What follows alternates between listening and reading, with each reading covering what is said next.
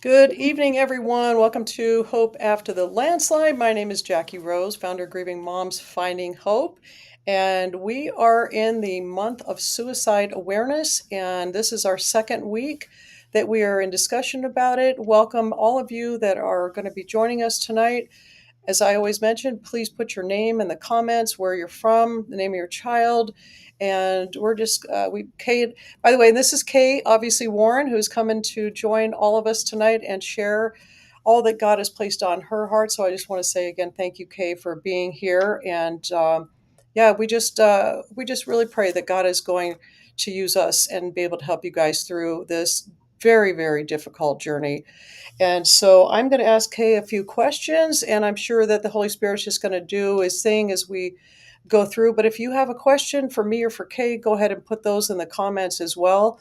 And I know Kay has had a long day. I've had a long day, but this is a labor of love for us because we're talking about a subject that is very, very near and dear to us because we both have lost sons to suicide. So again, welcome, Kay. And why don't we just start off by having you share a little bit about your son, Matthew, and a little bit about his story. Sure. Well, thanks for the invitation. Anytime you ask me, I try to make sure that I find a way to make it happen because we were talking, before we began, just how much we have felt support from each other through these.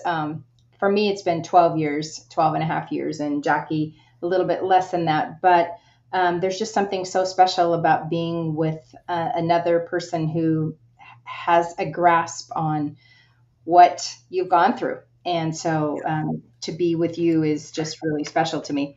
Yeah, my son Matthew was diagnosed with depression when he was 7 years old.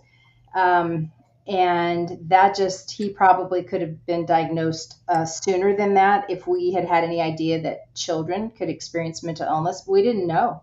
We knew he was different than his older siblings. His sister was 6 years older, his brother was 4 years older, and so it wasn't like we were new parents and didn't know how kids, act. We'd already had two kids, so we knew kind of the parenting thing, and he was just very different and really struggled. And looking back, I think if we had understood that children can experience mental illness, we might have tried to get him diagnosed sooner. But as it was, he was 7, and the diagnosis was depression. And I just can't tell you what that did to me as a mom to see my tiny little boy, my little Hmm. 7-year-old boy, curled up in my arms talking about his sadness because he didn't know the word Oh, depression, but sadness he knew. And so it went from there over the next 20 years of it felt like almost every diagnosis that you could find in the DMS, which is the diagnostic and statistical manual that all psychiatrists and stuff, that all the insurance codes come out of, that talk about all the mental illnesses. It felt like so many of them just kept being added on to his body and himself. And so he would have periods of time where he was relatively stable over those 20 years, but for the majority of the time, he struggled with this massive depression, hmm. OCD, and chronic suicidality, where he just wanted to die. He just wanted the pain to stop. ADHD, bipolar disorder, body dysmorphic disorder. The last diagnosis was borderline personality disorder, and all of that to just say it was very complex. It was just Hmm. very, very complex. And when he was 27, he hit that wall of intractable mental illness for the last time, and he couldn't bear that. He couldn't bear it anymore, and he took his life. And he had been talking about suicide for years, so it wasn't a surprise. Sometimes when people lose someone to suicide, it feels like it's just out of the blue, like Hmm. boom, it's there. They didn't know. Their loved one didn't have overt struggles that they were aware of, or they hadn't been talking about it. And so it just feels like, you just get hit with this thing that you have no idea is coming. And for us, we did know that he was struggling with suicidal thoughts and even attempts. But but we weren't expecting it that day, you know. Hmm. That day, it was like, wait, what made this day different than all the other hard days? And it still took us to our knees, to our faces, with crushing grief. Um, and so it's been 12 years, and it's been a journey. Mental illness was a journey, and grief, losing a child, is a Yeah. journey as well. I don't want to just leave you though with the mental illness struggles. He was creative, and he was funny, and he was loving, and he was tenderhearted, and he cared about children who were struggling and suffering. And I had taken him to some places with me and my work as an advocate at that time for people with HIV and AIDS and vulnerable children. And when he saw the struggle and the suffering of people in other parts of the world, it just broke his heart even more. He Hmm. so could identify with people who suffered. And so there was a tenderness about him, Yeah. and a kindness, and a compassion, and extreme pain that it just feels like 20 years of unrelenting depression. When you see his picture, he just looked like such a tender soul. Really He did. was. He was. He just. I've always said that I feel like the world lost a powerful and passionate advocate for children, and for when he saw women trafficked. In some Oh of the yeah. places that we went, his heart was just torn by that. So the world lost a powerful advocate. Yeah. Yeah. Yeah. It's going to be this January will be 10 years, which I mean it just blows me away. Yeah. And like you said, what a journey. Thank you guys for commenting on here. I want to introduce you to Carol. Carol's one of our leaders in the ministry, and she's lost three sons. And she indicated on here what it's from. She's like such a strong believer and such an amazing leader. She helps moms that have lost multiple children. And say hi to Christy. And you guys go ahead and put in the comments if you're just joining in. And we'd like to know where you're viewing from and to ask a question to me or to Kay. So, so we have this question that is kind of like, so when you think about how hard it is for Christians to talk openly about mental health, there's so you wish people understood it more, that you understood depression, suicide, and just the combination. They feel, I think for most people, they feel ashamed, right, that they're a Christian, and why should they struggle with this? Because they've got Jesus, but Yeah. that's not the way it is. Yeah. No. It's not. And just what you said, that actually gave me like two ideas. Was I think one thing is that sometimes people who are Christians have this idea that faith is this A plus B equals C equation. Right. It's math. That if I am a Christian and I pray and I read my Bible and I try to be a good person and I'm at church, and whatever your list is of all these things that you're doing in your life, and when trouble or grief or loss happens, I think some people's faith is shaken instantly, because there's this misconception that because I love Jesus, these things should not happen. Correct. This is not an A plus B. God should protect us and my loved ones because I love him and I'm serving him and I'm tithing and I'm praying. And that's the A plus B should equal an easier life.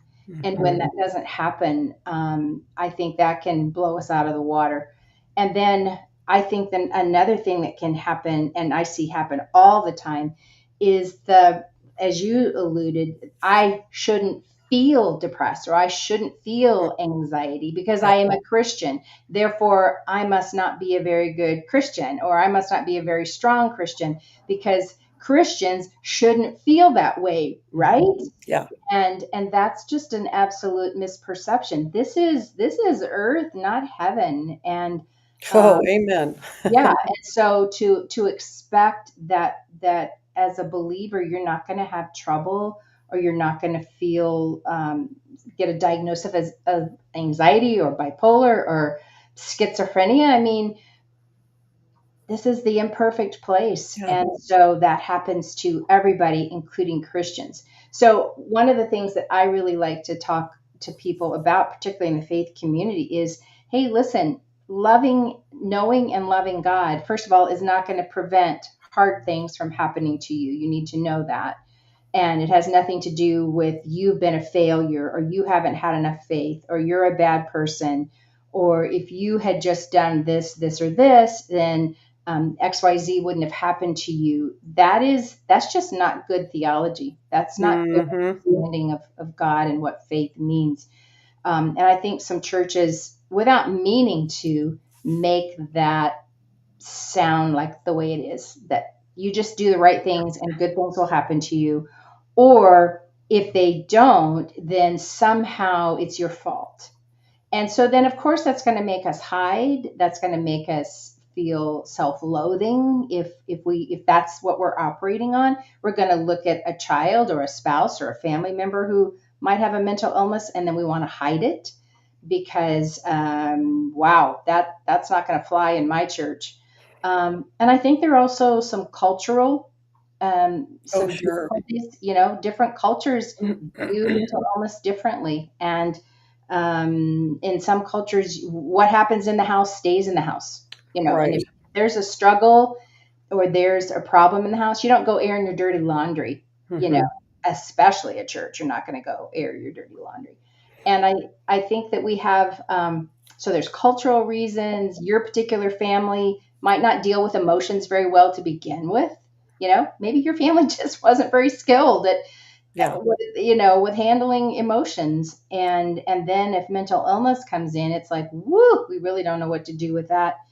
But I think there's something that all of us who follow Christ can come to this place of not living this what we used to call like the victorious Christian life. That was actually a thing, the victorious Christian Uh-huh. life. And it meant that you always got the victory. You're going to pray till I get my victory. And I stood on the steps of a family where a loved one was dying. I mean, in her last moments, and I was greeted at the front door by the husband who was saying, "Now I know it looks bad, but we're praying she's going to get up off of that bed." And I'm telling you, I wept right there because that was a family who had a misunderstanding of what Hmm. it means to live here, and that she was going to get a victory, but it was going to be in heaven. It was not Right. in the way that he was looking for it here. So I just think there's all kinds of misperceptions, misunderstandings of scripture, the shame that we can feel if our lives are less than perfect, or if we're feeling depressed. Well, and what a way for the enemy to be able to shut you down and feel that ashamed so that instead of saying, hey, you know what? Like, I don't have it all together, but I'm aligned with Jesus walking through this, whether or not he corrects it or not. I'm aligned with him and I trust thy will be done. Yeah. So it can just shut somebody down to not want to share their faith. Yep. Absolutely. And I think of Hebrews, where I was talking about, we're looking for this. If I get I need to get the victory or whatever. I think of Hebrews chapter 12, where that's the Hebrews 11 and 12, where it's the Christian Hall of Fame, where the writer of Hebrews talks about all these people by faith. Moses did this by faith. Abraham did this by faith. It Mm, goes through all this stuff. But then, and it's talking about the ways that they did win, if you will. They were the victor. They got that. But then you get to like verse I don't have my glasses on, verse 36, and it says this, but others trusted God and were tortured. mm, And then it goes on to talk about all the things that happened to some people who trusted God. And so, but then it concludes by saying all of these people, the people who by faith got their miracle, and the people by faith did not get their miracle, yeah, all of them are in God's hall of fame because they were trusting him no matter what. And so that's, to yeah. me, that's kind of how. we're even surviving is Yeah. because we've built some spiritual roots. I've built some Yeah. spiritual roots that go really deep into the goodness of God, believing that He is good, whether I understand His ways or what happened to my son or why my prayers for his healing were not realized the way I wanted. Because I do believe God is good, then I can be part of those people in Hebrews 11. I might be the other. I didn't get Yeah. that So victory, true. but I'm trusting God. Like you're saying, I'm walking with Him in That's a on ground that perfect I don't understand. That's a perfect example. Of course, God's word every time, just going to tell you that, yeah, you're not always going to see the result the way that you want it. And, he knew that you were going to do with Matthew's passing and I was going to do with Randy's passing. And it's not something we would have asked for. Obviously, we No. miss our children so much. Like 10 years later, 12 years later, like I feel like I could still hear him and I could get that hug. But yet, God said, she's going to do something with this. And so that's to say, for all of you that are out there, we don't know what it is that God is going to do with your story, but He is going to do something. And so it's just about surrendering over to that. Once you've got to go through your grieving, you've got to go through all that, you've got to get your help and your care and take care of yourself. And I just want to say to all of you that are here, thank you for your courage to even be here. Some of you for the first time, because that tells me, that tells Kay, that you guys do have a hope, that God does have a plan for you, because otherwise you'd be crawled up in your bed and pulling the covers over your head, right? And there's a place for that sometimes. That's You know, right. you're not a failure if that is where you are. That's right. Because there are just some days, there's still some days, even with 12 years. I was talking to Jackie before we started, and I said, sometimes when I say the phrase, Matthew is dead, or Matthew died, or I'll say, when my son died, and I'll just kind of stop myself and go, wait, what? Hmm. Matthew's dead? Matthew died? How, Yeah. how could that be? How could Yeah. that even be possible? So even after all this time, sometimes there is this moment of shock of like, no, this cannot be true. Yeah, Yeah. this just can't be true. Yeah. Um, We all go through that. It's we it's it's do. normal. As many years has gone by. Yeah. And so being in your bed with your covers over your head sometimes is an okay place. Yeah, I mean, you do. You really just have to, say what do I need today? Yeah. Maybe I do need a rest. And well, Kay knows me best. But like as far as like, it's hard for me to not get out and do some crazy adventure. But I feel like that's where I really, I don't know, I can just breathe and get out there. But like, remember the beginning, and I told you, I said, yeah, I got to go out on a mountain bike, and you said, can't you just stay home and stretch? That seems like what you need to do instead of on a It's mountain like, bike. seriously, you're going to go out there and tackle a trail. Okay, Jackie. But that's what makes us like Yeah. friends, is we're opposite on many levels, but whatever works. So digging deeper into this is probably a very wide open, a lot of different answers could come from this, but what are some of the warning signs Mm, for parents and friends to be more aware of with yeah. their loved ones? Yeah, that's great. And these lists, you can find these online really easily. So it's not like there's just hard to find this information. But when people's it's similar to some of the things around even mental illness. Like if you have a loved one who suddenly, is eating way more than they did, or just the opposite, they're not eating, or they're sleeping more than they ever have, or they're not sleeping. Their mood is shifts and they're irritable. Maybe they're normally a more happy-go-lucky person or more even, and they're irritable, like all the time, or angry, or kind of numb. They lose interest in their hobbies or sports or the things that they've loved. Like Matthew loved video games, and when that stopped being something that he was interested in, that was really a warning sign that something was really different. There can be like an increase in drinking or drugs or risky behavior, or researching ways to die. That's one of the things that happen, or talking about dying. And maybe they aren't even actually making a threat, but they say things like, I wish I wasn't here. I wish I Yeah. could just go to sleep and never wake up. Or you talking about how loved ones would be better off, without them. That Mhm. this world would be better off without me, or my family would be better off. I wouldn't. I'm a burden, or I'm never going to turn out right. So I just need to kind of get myself out of this place. That kind of talk.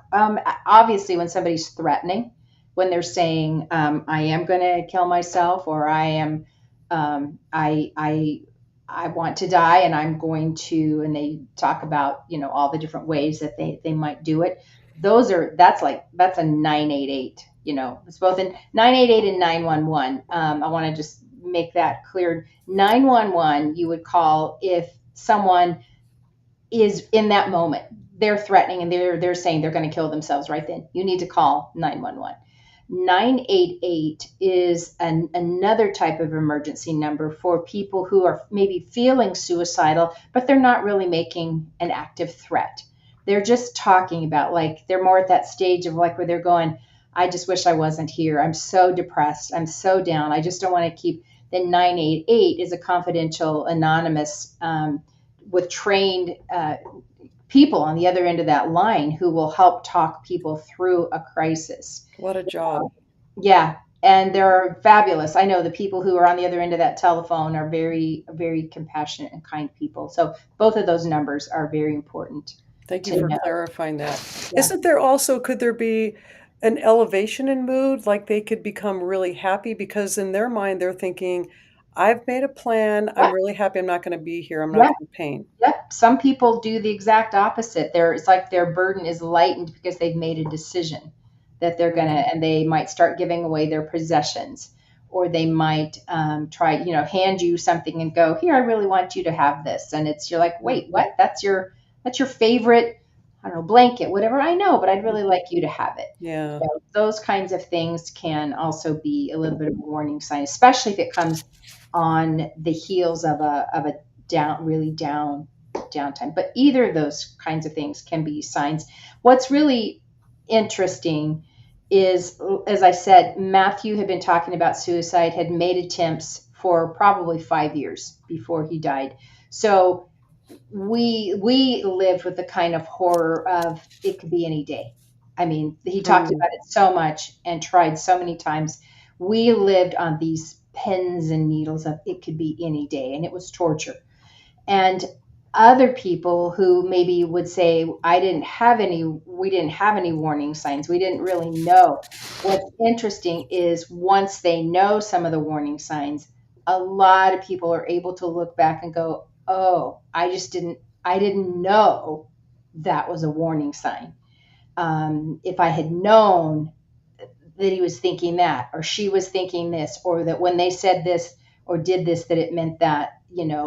But here's the thing, it's not your fault. If you've lost somebody to suicide, it's not your fault. Um, I even, was gonna say that. I was, because yeah, that's a huge thing, Kay, because, God decides when you're gonna be born, when you're going to die. So no matter what you do, there's always these woulda, coulda, shouldas. Had I not told them to stop on the way home from work to pick yeah, up something, all of these things, and these yeah, moms live with this. So ladies, listen, men, if you're on here, please listen.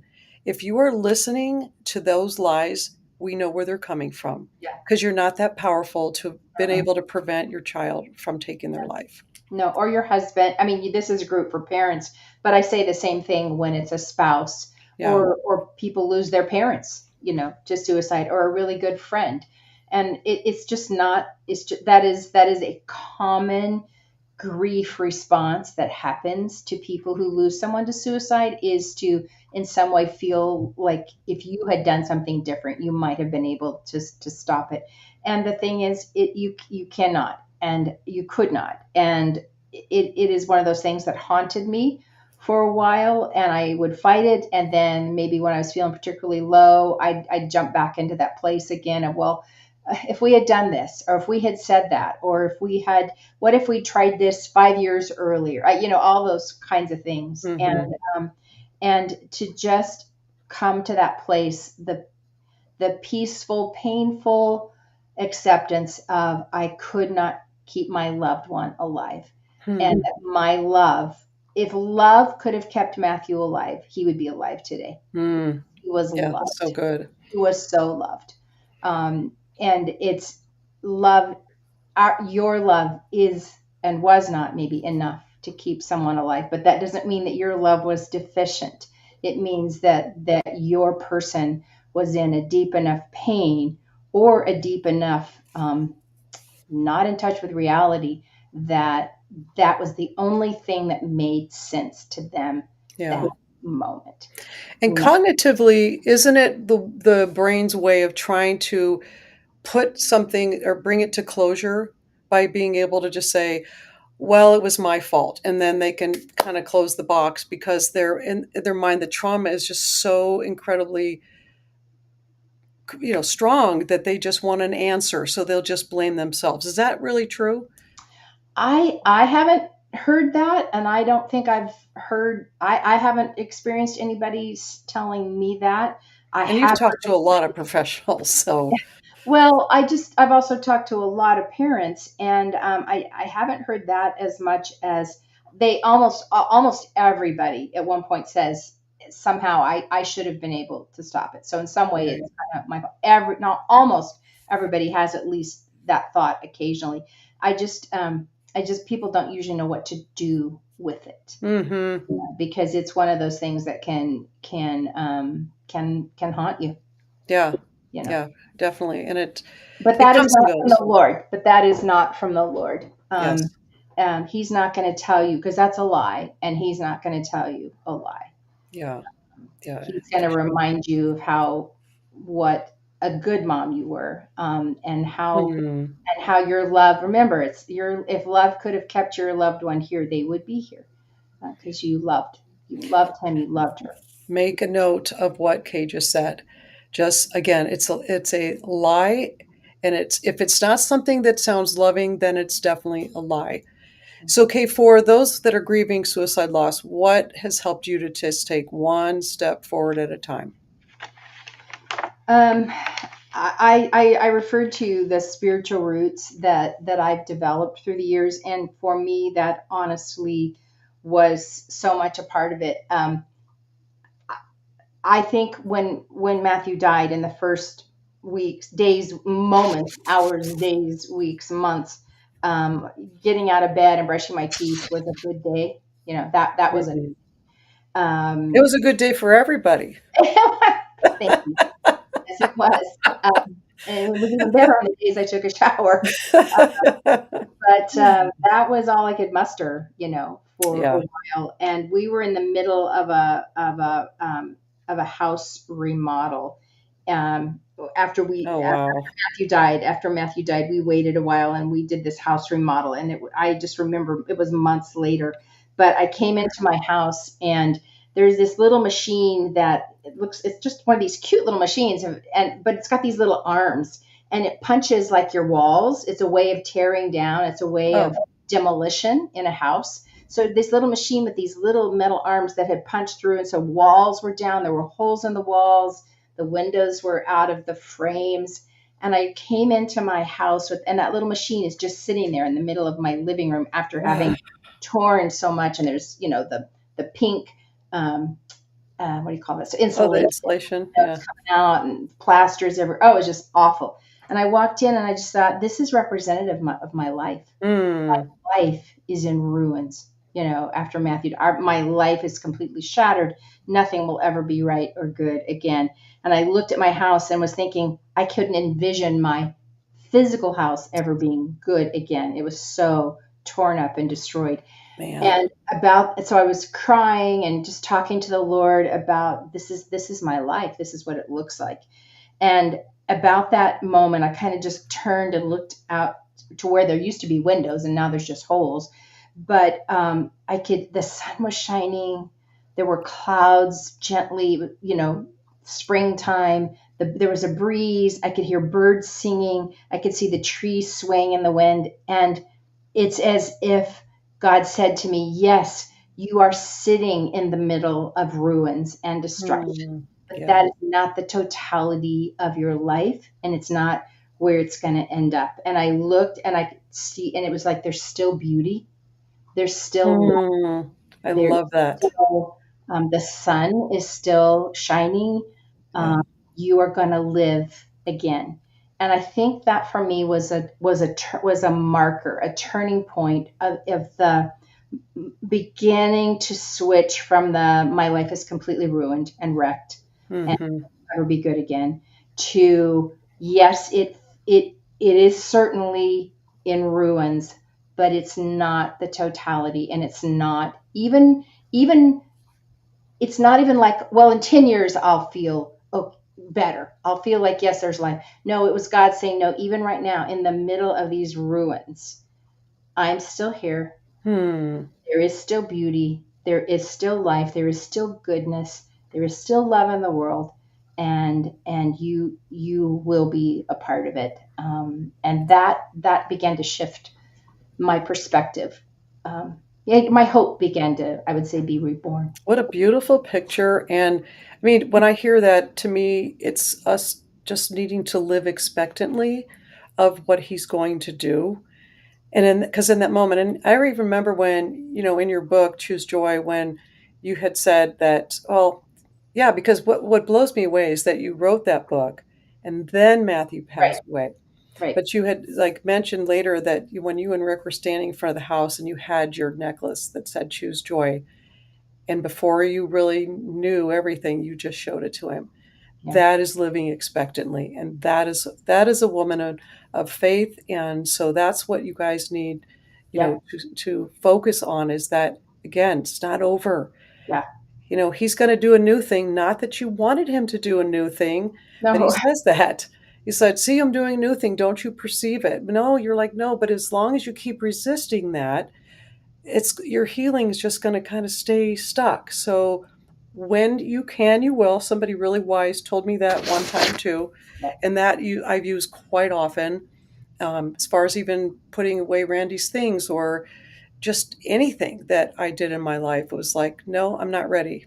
I'm not ready to get rid of his shoes or his clothing or any of that kind of yeah, stuff. yeah.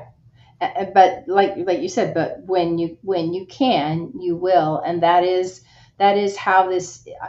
For me, the word journey is so descriptive because it had a beginning and it has an end, and that end will be when I am reunited in the presence of Jesus with my son, who will run the next time I see him. He will run to meet me whole and in his right mind. Oh, I just picture that all the time.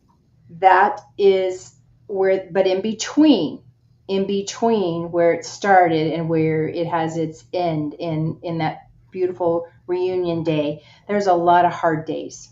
There have been a lot of hard days, and there have been days I thought I couldn't make it, wasn't sure I wanted to make it, wasn't sure, even though God had given me this picture of there's still goodness and beauty and life and love in the world. And yes, yes, your life is in tatters around your feet, but this is not where it's going to stay forever. Even though he'd given me that picture, there were still some really, really rough Mm. holidays Oh are yeah. the day he died, that anniversary of his death is there's nothing good about the day he died. Yeah. It's birthday for me, and I can only speak for myself. His birthday is a tiny bit easier, only because that was such a happy day.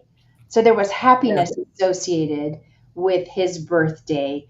His death day, there was nothing good about No. but holidays and sometimes just watching my grandkids grow up without their Mm. uncle. Hmm. He got to be with them for a little bit, but then he left, and they're growing up and they're so amazing and they're adorable, and he would Hmm. love them, and I still sometimes feel this pang in my heart of, oh, he would have he would have had so much fun, He would have been the funny uncle.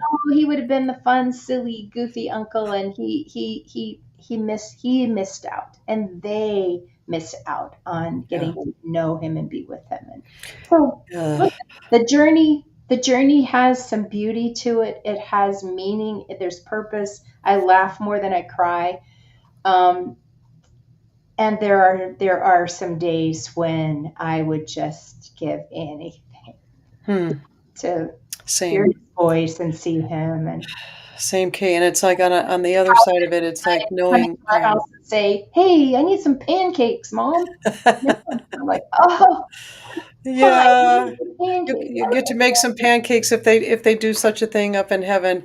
It's like for me too. I think, I miss Randy so much, but I think the hardest part, to kind of play along with what you said is that, Noah is 16 now, and so now he's old enough to understand, and Yeah, he's out on the football field and he sees the other dads there, and yeah, so now the hardest part for me is seeing Noah and Jack just living those experiences without their dad and how he's missing yep, seeing them grow up into such fine young men despite like they've yep, gone through a lot, as Kay yep, knows, like we've gone through a huge journey of ups and downs, and it still has a lot of bad days, but that's the hardest part for me because Randy's fine, Matthew's fine, yep, it's all of us. But I always say, what are you going to do with that time between then and when you get to meet Jesus right, and our kids? right, And like you said, Kay, there's going to be days where you just don't feel like doing anything.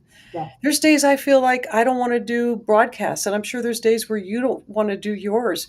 Mm-mm. And yet I feel so much better after I'm done. You have to discern whether it's the enemy tying you down or if it's just, I just need a break. I need to get filled up. Yeah. Yeah. It's important. It's super important to, I hesitate to use this term because it feels so trivialized, but the idea of self care. But I don't just mean like, oh, take a bubble bath, and even though that's good, or treat yourself to a double latte. I mean, all of those things are important, but it's actually something. I mean, much deeper than that. Something much more profound. It is recognizing that you are a person worthy of love and care, and that God loves you and cares for you and wants Yeah. wants to fill you, wants to hold you, wants to comfort you. I think sometimes when I'm feeling particularly down, I've trained myself more now to run to God, but there's really a temptation sometimes to just run from him, and I don't want to be comforted. I don't want to be Yes. comforted. I want to be mad. Or I want to just be in these feelings. And what I have learned from myself is that I am worthy of love and tenderness, and that God wants me to be okay with the sadness. Grief is an appropriate emotion. Yeah. Well, grief is the appropriate response to loss. There's no shame in that. Yeah. And I think that that's what I mean by like taking care of myself. It Can I is ask you what is a perfect day for Kay? well, I'm a perfectionist, so perfect doesn't exist. As a perfectionist, recovery Well, perfectionist. when you would wake up and you don't have I one thing scheduled, what do you? I know you love to hike in Whiting Ranch. I know that. only if you're with me.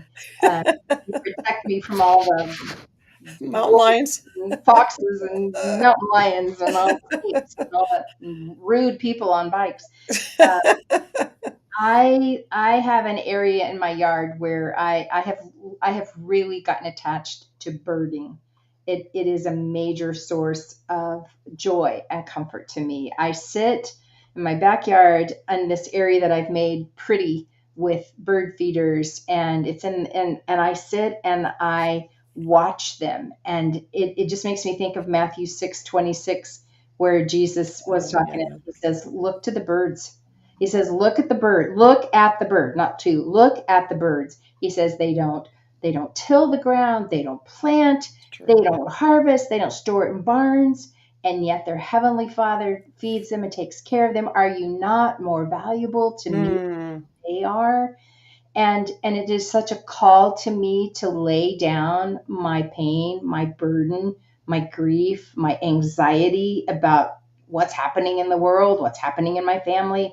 And I sit there, and it is a moment to come into his presence in a peaceful way. So the beauty of, you want to go conquer some road, um, and that brings you into contact with God, and you feel so alive. And for me, I sit in that and I soak in the stillness, the quiet. Hmm. For me, giving my anxiety and my worries to God then fills me. So if I can start a day like that, and I love it. I've got something yummy to eat for breakfast, I've always got to have my cup of tea. Um, I love to read, take a walk, eat something else yummy again. Lots of eating yummy things. A sunset, being with my husband, talking to my kids. And those grandbabies. Yeah, I'm pretty simple in that way. Play the piano a little bit, so music. I didn't know that. Yeah, I do. So I love it.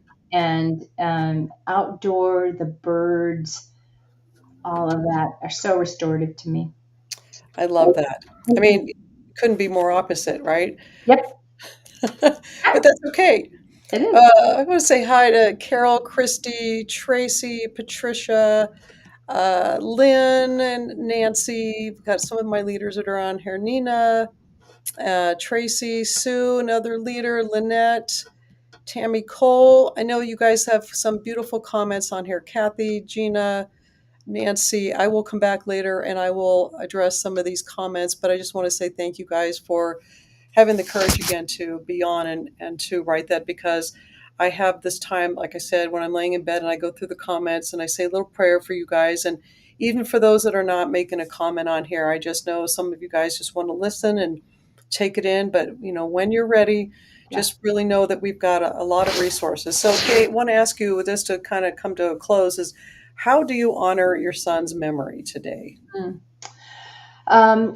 Probably for the first 6 years after he passed away, I was really active in suicide prevention efforts, both at the national level and in the local of Orange County, California. Just everything I could do to talk to people about suicide prevention, knowing signs, what to do, what training to take, how to help people in crisis. It gave my life a purpose in those first few years to feel like maybe I could stop this from happening to somebody else. I couldn't stop it in our family, but maybe I could stop it by providing tools or resources or connecting people.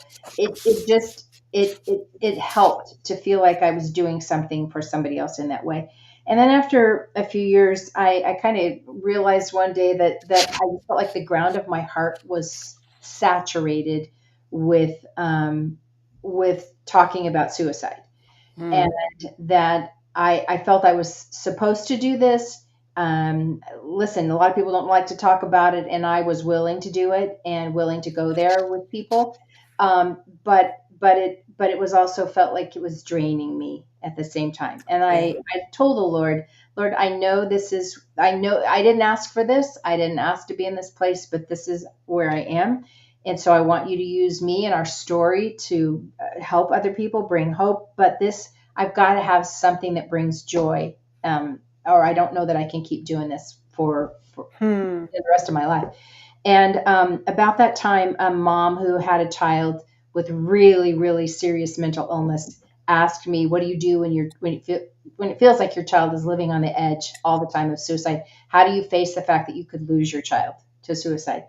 And we talked for a long time, and I shared with her a lot of things. And she said, "Have you ever thought of doing a retreat for moms of kids who have serious mental illness?" And I said, "Yes, I've thought about it, but I wasn't sure I was could do it." And she said, "I think you should do it." And I just said to her, all right, I will."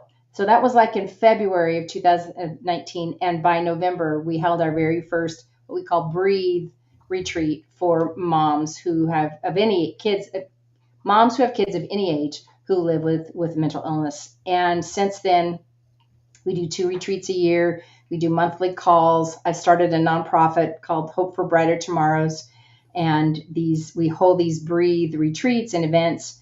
And I tell you, I walk away from those and I am giddy because Hmm. even though it's exhausting and it's a lot of work, and I'm again hearing these moms still, their kids are still alive. and there is hope that well, I always say that we have hope for our kids, but our hope is in Jesus. Our hope Yes. can never be tied to an outcome because we can't control outcomes. What we can control is our communion with God.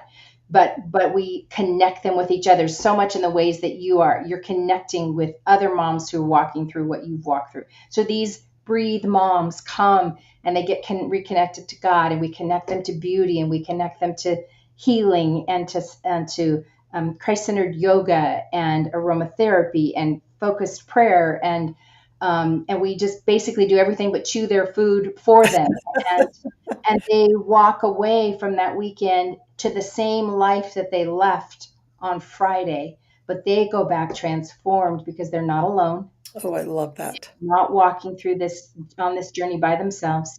Their hope has been renewed. Again, their hope is in Jesus. And I walk away going, thank you so much for the privilege of offering to these moms what I did not have. I did not have a community.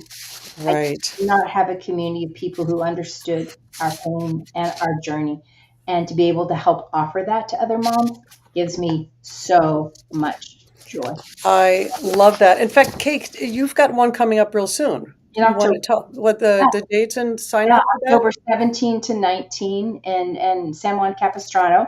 My website is Hope for Brighter Tomorrows, plural, tomorrows.org. Put it in Hope there. for Brighter Tomorrows.org. And there's some spaces left. There's limited scholarship funds available if needed, but it is it's just a joyful, Yeah. hopeful place. Do you know what? What I just saw, what you did was what I do whenever I talk about retreats. Like yeah, because I'm like, And you I come to I life. don't know what to I don't even have words for it because these moms laugh as hard as they cry, and it's like Yeah, they're bonded forever, and it's like you're yeah, right, they do. They come in on Thursday night, Friday, they yeah. go home on Sunday, and their world is transformed, and they have that deeper hope. And the objective for me, like you, is to have them to have a deeper understanding of who Jesus really is so that they know that he's never going to walk away from That's them. right. That is beautiful. So you guys, I've just put the website in there, but also you It's can .org. It's .org. oh sorry, here. I knew I was like going to mess it up. I'll fix it here. Yeah, the .org. But I'll put it in there. But Kate, tell us the other books. A lot of my moms have read Choose Joy. Yeah. They're doing studies on that. So how about some other resources that you can share? Well, again, at my website there's a grief section, with there's different messages that I've given. There's some podcasts, webinars. There's links to different books, resources that have been meaningful to me in the grief journey. There's links to other organizations outside of the my website and stuff. So, but there's a lot of good information on that. I who are some of the people that I've loved? Henry Nouwen he's a Catholic priest who's no longer with us, but he's written so many sweet things about grief. There's a series of books right now that are called. Let me just. Do I have one right there on my shelf? I do. Hang on. There's there's a series of books called Every Moment Holy, and there's a volume on and their liturgies, their prayers. So the prayer might be a prayer for cleaning the house, Hmm. a daily activity. Who's And the author again? the author is Sorry, Douglas McKelvey, Mckelvey,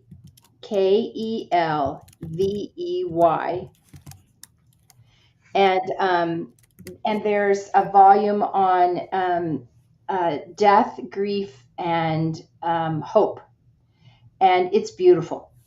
You just would not believe the prayers, like prayer after a child's funeral, or somebody. I have a friend has very serious brain cancer, and she and I were looking at it the other day. And there's one, she was getting ready to face a really big surgery, and it was prayer Hmm. for like when you might not wake up from. They're super Hmm. honest.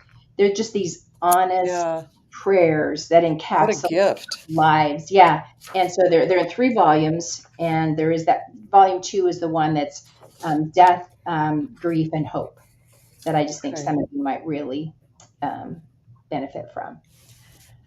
Well, okay, so one last question, because this is this is one that we just want to deliver to all of you moms. What message of hope would you want to leave with anyone watching this, Kay? I know there's a lot. Yeah. God is not helpless in your ruins. He's not helpless. Okay. I quoted that in some ways, but there's the Eric Little was a runner in the 1924 for the UK. He was an Olympic runner in the Munich Games in 1924, and they made the movie Chariots of Fire Mm-hmm. about him.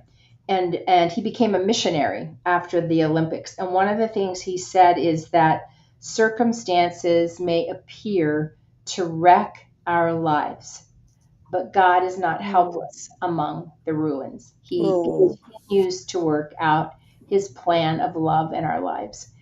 And I would say that you've lost a child. And I don't know that there's any other word besides devastation and ruin and wreckage. And um, some of you might still be in that super fresh place of, man, it's so fresh. And you are completely surrounded by ruin. And the that quote, I found that very soon after Matthew died, and it has been one of the ones I feel like it's a biblical principle, hmm. that God is not helpless in your ruins. He will continue to work out His plan of love in your life, Amen. and you can hold on to that as surely as you can, as the sun's going to rise tomorrow morning, as certain as Mhm. the moon is going to come up tonight. God is not helpless in your ruins, and He will continue to work out His plan of love. And you can trust that. You can hold on to that um, every day. It's powerful. Very, very, very powerful. And the one thing too is I was sharing with Kay before we came on too, is like when I see her, I my eyes just get all welled up because, Kay was there during this horrible time when right after Randy passed away. And most of you know the story about Randy dying by suicide, but trying to take his family to heaven and his irrational thinking that he was going to save them from the devastation of what he did. But Kay called me into Marseille, into the office at the church, at Saddleback Church. And the one thing that there's a lot of things, but aside from the clinging cross, I did get the wording right this time, was that all Kay had to say when we were talking and just all over the place was, I hear you. She didn't have to come in with any answers. She didn't know what the next steps were, but she just wanted us to know that she heard us. And really that's what we needed at that time. We just needed to get out what was going on because we were just all over the place. And I love this woman. I know she's been walking this journey for many, many years with me. She's tolerated my crazy gifts I've sent her, and yet just never know, because now you told me that you like birds, so you just never know what you're going to get. Oh dear. Let Oh me yeah. tell. Let me just tell them really quick is Sure. that I sent Kay these chicken flingers. A lot of the moms know that at the end of our retreats we shoot these rubber chicken flingers. It's a way to have a little fun. So I mailed these to Kay, and I said, "Did you get my package?" I wasn't hearing anything from her, right? And she's like, "No, I didn't get any package." And then what did you say? Do you remember? No, remind me. Just you said, well, yeah, I did get these bag of chickens, but I figured that the postal man sent it to the wrong address. Yes. Yes. I said, well, I got, but it's like that. That can't be what you're talking about. He's like, no, that's it. Yes, yes, my chicken flingers. I'm like, So so who had the most fun with them? Oh, my grandkids, Yeah. absolutely. It feels like it was either at Thanksgiving or I Christmas. think it was at It's Christmas, just, yeah. yeah, it was holiday, and they're on the landing, and they're down below, and and I have this kind of this big tall ceiling, and there's chickens clinging to my. And then they would drop at the most inopportune moments. They would just drop on somebody's head. So Oh my goodness. Well, I just like I always a lot of my grieving getting through it has been through humor. So I never apologize. I'm just like you and I are friends. This is just what's going to happen from time to right, time. So but anyway, I love all of you that are watching. You yeah, guys know that I say at the end of all the broadcasts that you're going to be okay. You're going to be okay. Just keep following Jesus because he does have a plan. He does love you. Check out Kay's upcoming retreat that she's got because I know a lot of the parents that are here have other children that are struggling from mental illness. It could be a great place of reprieve and just a time of fellowship together. And yeah, Kay, thank you so much from the bottom of my heart for being here with all these thank women. you for the invitation. I love you so much, Jackie, and um, thanks to all of you that were on the call. I just my heart aches with you, in your loss, and I'm believing that better days are ahead for you. Hold on. It's not going to always be as horrible. I think I didn't believe that at first. Somebody told me that early on. She said it's the intensity.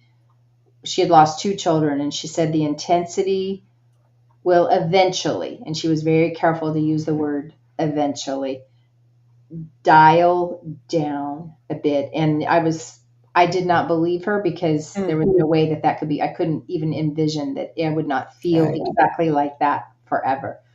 And slowly, slowly, slowly, slowly, over time, the Slowly is right. intensity has dialed down. I will miss him every day of my life. I will. Yeah. I have not a day that goes by that Matthew's not part of my Same. thoughts and my life. But I do thank God that the intensity, for me at least, has not stayed at that unbearable level. I echo those words for sure. The dial down, I like that description. It is dialed down for sure. And I know that Matthew and Randy and a lot of your kids are saying how proud they are of Yeah. us because we get up and we still have a smile on our face. So, yeah. Well, God bless you guys. God bless you, friend. I know I'll be in touch with you. I love you again. And you guys all have a great night.